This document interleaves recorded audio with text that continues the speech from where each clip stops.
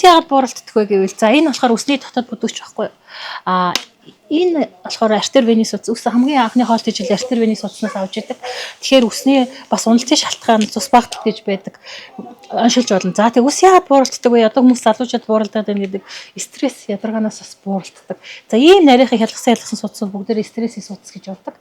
Нэг чанга ойрлох, нэг жоохон сэтгэл санаагаар унах ч юм уу, нэг ачаалтай ажиллахад л нэг цус харуулт явагдаад цагаан ус нэмэгдчихэд байхгүй.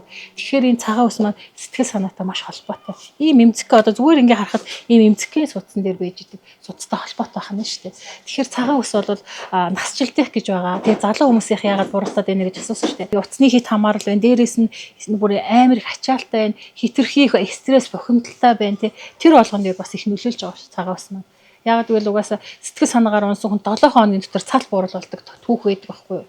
Тэгэхээр ерөнхийдөө энэ цагаан ус гэдэг маань сэтгэл санаа, стресс, ядаргаа, ер нь компьютерийн хэрэглээ, утасны хэрэглээ тэр болгонтой маш их холбоотой. Яг залуу хүмүүс тийм яаж байгаа юм тэр амралт ажлыг тогтоолж чадахгүй хөөрхий нөгөө жоохноос нь бөмбөгдөөл ийм сургалт ийм ч юу гэл тэр болгонд хөөрхий стресстэй тэндээс болоод бас цагаан ус гарч ирэх магадлалтай. Ерөнхийдөө ядарсан жоохон одоо юутай хүмүүс ачаалт нэгтсэн ч юм уу тийм хүмүүстэй цагаан ус их гарах магадлалтай. Залуугаас ингээд үсээ ингээд будаад ахаар үсний пигмент будагч бодис өөрчлөгдчихдөг.